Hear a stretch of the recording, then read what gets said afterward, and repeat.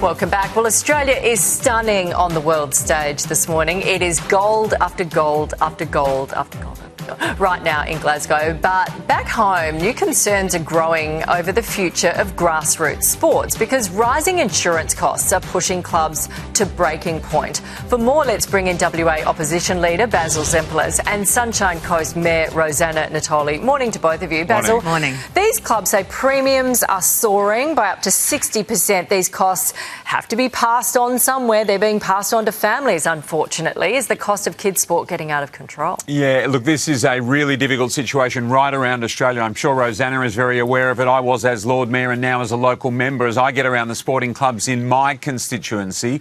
This is the biggest bugbear and probably the most significant barrier to sporting clubs growing. It is the cost of insuring their players and those that might come down and spectate or umpire.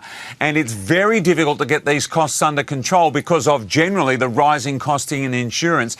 And at some point, we're going to need to find a circuit breaker because if we don't, more young people and people generally playing sport will have to be turned away. That's how big a crisis this is. Yeah, these wonderful young men and women on the world stage that we're seeing this week at the Com Games, Rosanna, they started, most of them, in kids' sport. So what do we do with the grassroots sports insurance premiums? Yeah, absolutely. And let's face it, this is not just a sport issue, it's a health issue and it is a social issue because weekend sport is where we gather. It is where we get there to cheer on the kids, but also where connections are made, where families get together on the sidelines as well, cheering on their children. So it is right across the board from health and activity and then also that social issue. And if it is expensive, and it's already between $200 and $400 per child, per sport, per season,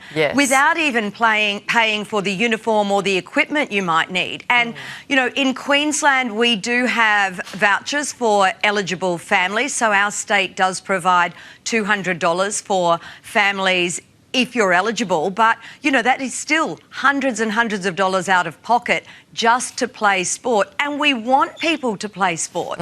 So it is really incredibly difficult. Yep, we have to look into this. Thank you both. We'll see you next week. Here's David.